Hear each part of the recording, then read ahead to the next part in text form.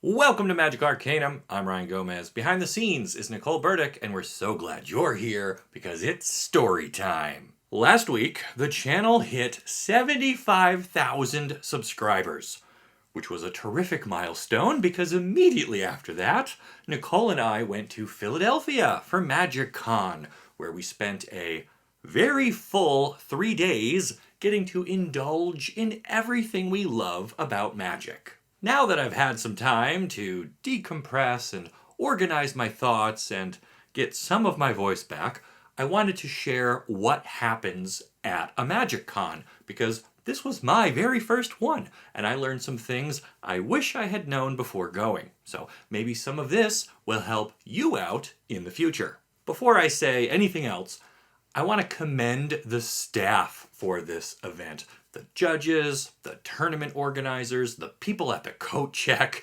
everyone. They were all super helpful and polite and calm, and I never had a bad experience with anyone in a professional capacity. So I just want to thank all of those folks for making this convention possible and for keeping it running smoothly for 3 days. Okay, now let's back up a bit and explain what this convention even was and why I decided to attend. Magic Con is a series of festivals to celebrate Magic's 30th anniversary. The first event was in Las Vegas back in October, and future locations will include Minneapolis and Barcelona.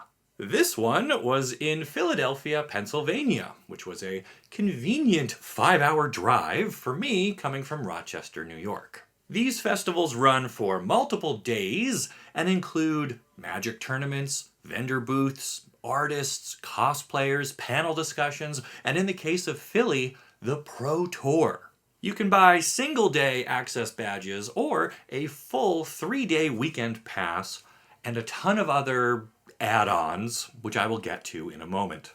As a content creator, I was also able to apply for a free pass, but I didn't learn about that until after I had bought my non-refundable weekend pass, which was $160. Let me be clear, I am not trying to brag or anything. I just want to be very transparent about my entire experience, including all of the costs, so that you can make an informed decision about similar events in the future. So I paid for my entry, but Nicole got to use our creator pass. She also brought her husband, and I brought my brother Keith. The 4 of us booked 2 double rooms at the Loews Hotel, which was adjacent to the convention center in downtown Philly. These rooms were about $200 per night, and we were there for 2 nights. On top of that, we needed to park our car somewhere while we were in town. We ended up using the hotel's own garage for convenience, but that ended up adding another $50 per night. So all total, between my 3-day pass, my hotel room, and parking for the weekend, I was already over $700. And that's after taxes and fees and tips, but before food or doing anything at the convention itself. When you ordered your badge online, you also had the option to sign up for scheduled events. And these covered just about every possible Magic format, including Pauper, Mystery Booster Draft, and Pioneer Sealed, where you got a comical 45 booster packs in your pool. Being that this was my first ever large-scale convention, I didn't want to commit to scheduled events. I wanted to keep my options open, make sure I was free to see panels and visit artists, and all of that. However, there was one scheduled event that I thought would be worth doing, and that was called Unknown, featuring Gavin Verhey and friends. Entry for this event was another $60, and the registration website didn't even tell you what you would get for that price, just that it would be an event unlike any other. So, fascinated by the possibilities, my brother and I registered for Unknown, which fired at 5 p.m. on Friday, the first day of the convention. We spent a good chunk of Friday driving down to Philly, and we arrived at about 4 p.m. After parking the car and getting through event security and picking up our swag bags, we reached the tournament hall just in time. Now, even though I bought my own badge, I did still qualify for the creator level swag bag, but the contents were pretty similar. The base kit included an event exclusive playmat, a bunch of draft boosters for All Will Be One, and a convention edition mystery booster, and a promo arcane signet, while the creator version added in a deck box with sleeves, a secret layer, and a nicer carrying bag to hold everything.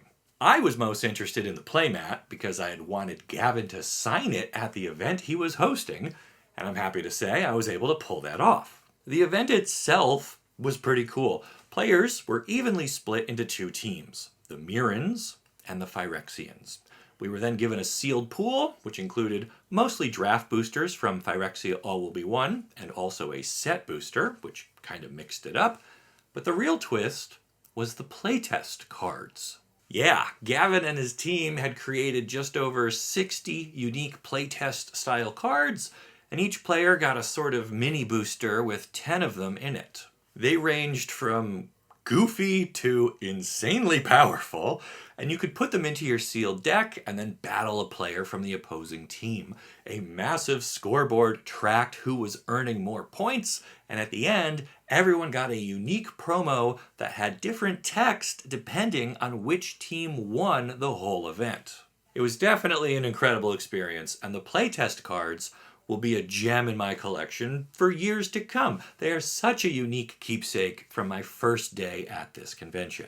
But Gavin, if you are listening, I do want to offer one bit of constructive feedback. After each match, players were awarded prize tickets based on if they won or lost. I believe the winners got 1,200, while losers got 200. This wasn't communicated ahead of time anywhere online that I saw, and so after losing my first round as a Mirran and seeing how many more points my brother got for his win as a Phyrexian, I was a little confused. I thought the spirit of the event was to use your wacky playtest cards to do cool things, but there was tension there because you were also heavily incentivized to win. This was further complicated by the inclusion of set boosters. My third round opponent opened Othari, a legendary phoenix from the supplementary commander product, which can appear in a set booster. And I had no way to answer that card. It generated way too much board presence because it was designed for an entirely different format, and that made losing to it feel even worse. So, Gavin, please consider maybe flattening out the rewards just a bit, so that even if your set booster isn't great, you can focus on having fun with the playtest cards rather than trying to get value from what was otherwise an amazing and memorable event. Let me jump back to those prize tickets I mentioned, because that's something that also wasn't really explained anywhere on the website while signing up. Basically, anytime you played in a paid event, you could earn these prize tickets. A judge would literally hand you a card-sized ticket with a value on it, and you could bring that over to the prize wall. The prize wall had a lot of stuff at various prices, and you could trade in your tickets to get whatever you wanted. They had boosters for everything in Standard, plus things like Unfinity and Baldur's Gate, but also stuff like those poster board-sized cards, fancy dice, playmats, sleeves, and even whole commander precons. This system was really cool. I liked the flexibility here. You could save up your tickets to get something big, or you could redeem them for draft boosters and give yourself a little dopamine hit anytime during the convention. The supply did start to run dry by the third day, however, as everyone tried to cash out their remaining tickets before going home. I had tried to bank up enough for an All Will Be One collector booster, but those were long gone by Sunday afternoon, so I took Dominaria United instead, along with a few Neon Dynasty set boosters, still looking for that Wandering Emperor. In addition to the points I had earned at the unknown scheduled event, I also did fit in a few on-demand events, or ODEs. For an ODE, you basically walk up to a big table and buy an entry ticket on the spot. You could do constructed formats like Standard or Pioneer, which is what I did, but also single elimination drafts of All Will Be One, which I also tried once. When enough other people purchase a matching event ticket, the event fires, and you all get assigned a table in the massive tournament hall to play out your games. Everything was run with the Companion app, so you had to have that on your phone. I was a bit nervous about battery life, so I had packed a power brick, but I actually ended up not needing it. Big ups for my iPhone 13. I don't know. Anyway, between my Pioneer session and my draft, I did earn enough prize tickets to get some fun packs, but I played with grinders who told me they were banking up an insane number of tickets and expected to walk away with multiple booster boxes. Now, I need to add, each entry in an ODE also costs money. Draft was $20, and it was single elimination. So you keep all the cards you open, but if you lose your first match, you're done, and you get like 400 prize points for your time.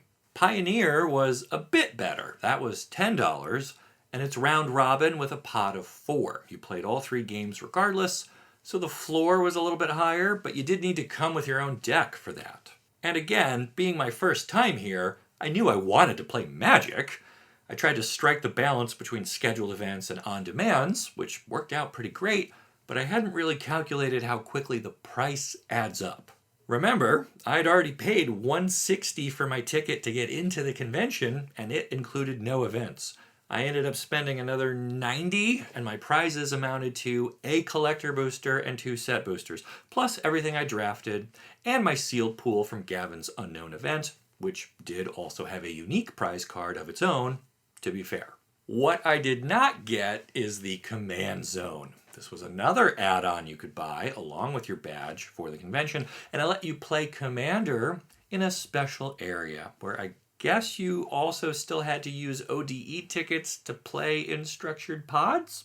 Those games also paid out in prize tickets pretty generously if I read the listing right, but you had to have bought the Zone Pass first, which was $30 a day or $75 for the whole weekend, which complicates the math somewhat.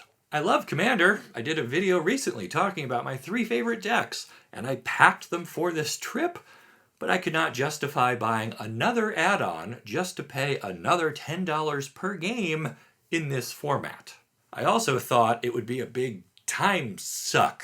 Commander games take a while, and since the convention was only 3 days, I definitely didn't want to burn the clock by doing back-to-back games, even though I would have loved to play with some fans of Arcanum while I was there. Fortunately, there were free play opportunities everywhere. You could always take out a deck or crack your boosters and use the freely available land stations. You wouldn't get any prize support for it, but at least there was ample room for casual Magic. Overall, in terms of Magic at the Magic Con, you had a lot of options. You could do scheduled events or on demand. You could add on access to the Command Zone, or you could just grab an available table and play for free. You could grind for big prizes, or you could just make friends in casual settings, surrounded by amazing artwork and cosplayers. I was pretty happy with how many choices I had as a player once I got past how overwhelming, and in some cases expensive, those choices were. The convention hall itself had a lot of other stuff going on, so let me explain some of that next. The ground floor of the center was the tournament hall, with rows and rows of tables color-coded in Magic style. This is where you did your scheduled and on-demand events. It was clean, well-lit, and always had plenty of judges on hand to answer questions, hand out prize tickets, and just generally make sure things were running smoothly. One floor up, you would find the exhibition hall. In here were the Planeswalker layers, which were elaborately decorated set pieces. You could pose for photos here, and sometimes you'd even find a cosplayer to interact with. They had the Weatherlight, a speakeasy from New Capenna, and Liliana's study at Strixhaven, among others. This floor also had a ton of vendors with singles for sale, and the Artist's Alley, where you could get cards signed or buy prints from your favorite Magic artists. Just to continue with the transparency, I paid $8 to get a shadow signature from Eric DeChamps on this foil Burgie I had recently picked up. Thought it would go great in my Storyteller cube, which is still a work in progress. I also got 3 metal prints from Dan Scott, which were $10 each, or buy 2 get 1 free, so it was $20 for the trio. They're very shiny and have a good weight to them, so they felt worth the price. There was also a convention merch booth here, and my brother treated me to a hat. I don't usually wear hats, but this one has the classic expert level logo on the front, which we thought was funny, so I wore it the entire weekend. The hat was $30, which is a little on the higher end for a hat, I think, but it is pretty unique and a good memento for celebrating the game's legacy. I had wanted to get my wife and daughter something from here too, so I grabbed a pair of these pins, thinking they were like $5, only to discover they were $15 each, which is kind of a lot, especially because, even though there's 9 different designs, they both wound up being Brazen Borrower. But at least my kid thinks that's funny. The exhibition hall also had the main stage, where a lot of panels happened. I only attended one, but I'm really glad I did because it was probably my favorite part of the entire convention. That was the March of the Machine First Look preview panel where they showed us a few cards from the upcoming set. It is an entirely different experience getting to see these cards on massive screens while surrounded by people cheering and laughing or gasping at what is revealed. Spoilers online feel so much more boring now. I mean, when they put Yargle and Multani up and 200 of us grabbed our sides in laughter, it became a moment I hope I never forget. I've moved homes twice in the past 3 years. COVID has made it hard to get big groups together. I don't go to the movies anymore. So having a lively and engaged audience, all passionate about Magic and the characters and the story being shown larger than life, I think that experience alone made the whole trip worth it. So that was the second floor. You could go up to a third floor, and that's where the Pro Tour was happening. I only stuck my head in here for a moment just to say I had been there. And it had a very different vibe from the rest of the convention. I mean, of course, you got some of the best players in the game head down and focused, fighting for huge prize money. The floor felt like a library, or one of the chess matches from Queen's Gambit. I tried to be respectful and not linger or take too many pictures in here, but it was really cool to briefly stand in the same room as legendary figures I have spent way too many hours watching on coverage or on their own Twitch streams. Since I did not want to bother any of the players for photos or signatures, I took a different strategy for my playmat. Along with Gavin Verhey, I added 2 more names. The first was Aaron Forsyth, and the last was Mark Rosewater himself. I had spent a big chunk of time on Sunday trying to find Rosewater. I even messaged him on Twitter after missing his dedicated signing time earlier in the day because I was doing my Pioneer on-demand event. Sadly, I had left the convention hall and was in the process of getting the car out of the parking garage when my phone buzzed and I saw that Rosewater had messaged me back with his location. I shrugged and said, oh well, but my brother said, what are you still standing here for? Leave your luggage with me, I'll get the car and I'll pick you up on the corner. So, grinning ear to ear, I ran through the streets of Philadelphia like it was a scene from a romantic comedy or something, and I charged back into the convention center one last time, holding my Sharpie and my playmat, and I got the signature of a guy I've looked up to for my entire professional career. I mean, he did write some of the best episodes of Roseanne the world has ever seen. It was a perfect way to end my convention experience. I collected some cool signatures, I opened a ton of new cards, and I made memories that I will cherish forever. And hopefully, I spread some of that around too. The whole convention, I carried stickers and pins and token cards, and anytime someone recognized me, I gave them a little bundle of goodies. To be honest, I was not expecting to get recognized all that much, especially because I didn't widely announce I was even going to be attending the convention. I had wanted the option to go anonymous if I needed it, so I wore a zip-up hoodie over a logo shirt, the idea being that my mask would cover my face enough so I could just zip up and become a civilian. But I had such a great time meeting and surprising people, I kept my shirt visible the entire convention. At one point, someone even said, "Hey, cool shirt, I really like that channel," and I just stared at him for a minute and enjoyed knowing how Tony Hawk must feel. Eventually, I cracked and handed over a token and pointed to Nicole and was like, "Well, that's really great to hear. We love meeting our fans."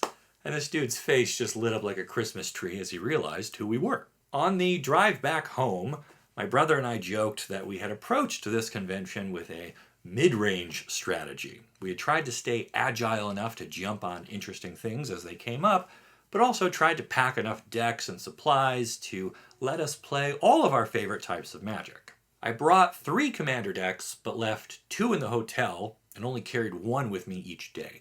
I also had my Pioneer deck because I wasn't sure when I was going to fit in an ODE, and I had my draft kit with pre-sleeved basic lands for the same reason. I also had my stickers, tokens, pins to hand out, Sharpies, my playmat, a bottle of water, and some granola bars, and a copy of the Legends Visual History book, which I got signed by the author. In addition to all of that, my brother and I carried some camera gear and a special item I'm saving for a future video. I also had brought a bunch of dragon shields that I intended to give away, but they were buried in the bottom of my second bag, and I never bothered to fish those out for people because I was focused on giving them my branded stuff. So in the future, I'll probably do another Dragon Shield giveaway, maybe during a live stream where I also talk about my Pioneer deck or something. Leave me a comment down below if you'd be interested in that. Anyway, I wanted to close out with some final thoughts and tips for anyone else who might consider going to such a convention in the future. Tip 1. Pack light and pack smart. I think I overdid it just a bit because I'm a content creator and I wanted stuff on hand for giveaways, but I probably didn't need so many decks and cards on my person the entire time. The backpack I used was a photographer's backpack with special padded sections for cameras and lenses, but they worked great for deck boxes, and it was a little annoying swinging it all off my shoulders just to dig out tokens every time I met a fan. You definitely want light snacks and probably a drink available. The convention hall did have concession stands, but a bottle of water was $5, and I didn't even bother to look at the food. Tip number 2, talk to people, especially the staff. I was nervous and embarrassed to ask dumb questions like, where do I sign up for an on-demand event? And I wasted a lot of time trying to read signs or guess how things were supposed to work when I could have just asked somebody. And not only was the staff great, every person I played with was also super polite and excited to be here. You spend so much time online, reading comments on videos, or on Twitter or Reddit, and you start to get the feeling that the Magic community can be really toxic and bitter and not pleasant. So, getting to talk to people face to face really helped me reset my mental image of the average player, which in turn makes me feel a lot better about our community as a whole. Side note, I was also surprised to see how many cosplayers knew about Magic Arcanum and used it to research the character they were dressing up as. That really inspired me to up my game going forward, for sure. Related to this, there were people I had wanted to talk to and meet face to face here, but I never found the time. I thought I would just run into them by chance over the 3 days, but the event was so big, it just never organically happened. So if you do want to get specific signatures or a photo op with your favorite streamer, try to make that a priority. I almost didn't get Rosewater's signature, but I'm super glad I did because now I have an awesome trifecta on the top of my playmat. But I could have been using that all weekend instead of just coming home with it, you know? Next tip, have goals, but don't obsess over them. This convention has a ton of stuff to see and do, and it was easy to get overwhelmed and then fall back on the idea that you'll just do it all over the next 3 days. But that's not going to be true. With so many vendors here, I should have come prepared with a list of cards to hunt for, either stuff to bling out my favorite deck or stuff from my favorite artists. Even if Ryan Yee wasn't here to sign a Misty Rainforest, I could still get one and save it for a future opportunity, for example. At the same time, don't tell yourself you're going to grind events until you have enough prize tickets to buy the oversized Elesh Norn off the prize wall. You'll only be upset when their only copy gets sold to someone else who is just a little faster than you, and you don't want to waste valuable convention time being upset. Tip 4? Sure. Enjoy the city, not just the venue. Philadelphia is awesome. There were amazing food options nearby, plenty of historical sites to visit, and just neat stuff all over. The convention didn't start until 10 a.m. each day. You could spend a portion of each morning exploring can still have a day full of magic. And at night, when the convention winds down, there are plenty of after parties, or lobby cons, as they often get called, which are a great way to keep the magic going well into the early hours. Tip 5 is that decision paralysis is a thing, and you need to be ready for it by having a plan for your big events. You know you're going to need meals at some point. Do some research ahead of time. Pick 2 or 3 potential locations. You don't have to commit to one too far in advance, but you don't want to be standing there with your play group at dinner time asking each other what you're in the mood for and then punting and getting chicken fingers from the concession stand. You know you're going to want to play certain types of magic, but don't feel like you have to bring every commander deck, plus all the cards you want RK Post to sign, plus leave room in your bag for all the prizes you're going to pluck off the prize wall. Break your day up. Pick one morning to bang out events and secure your prizes. Then swing by your hotel and offload the dead weight. Grab a light snack, head back to the con for 4 to 6 hours of Commander. Step out for dinner. If your first pick looks busy, swing by your alternate so you're not wasting time waiting for a table. Then you got some time to hit the convention center for another casual game, or head to the lobby of a nearby hotel and see what trouble you can get into there. And my last tip is, know your photo strategy. I personally wanted to be present and take things in with my own eyes, but I did want to grab shots with cosplayers and celebrities when I could.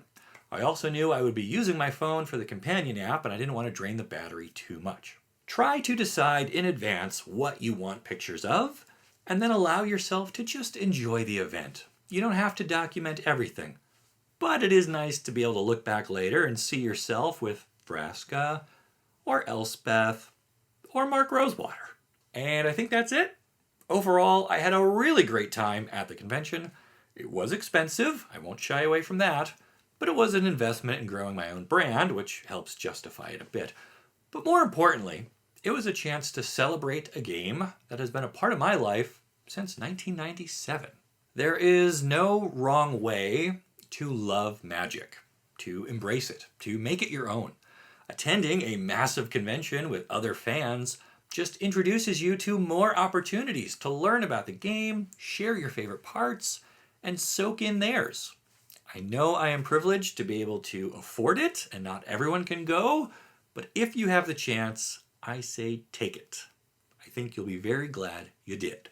Thank you so much to everyone I met in Philly, and thank you to the staff who made this incredible event possible.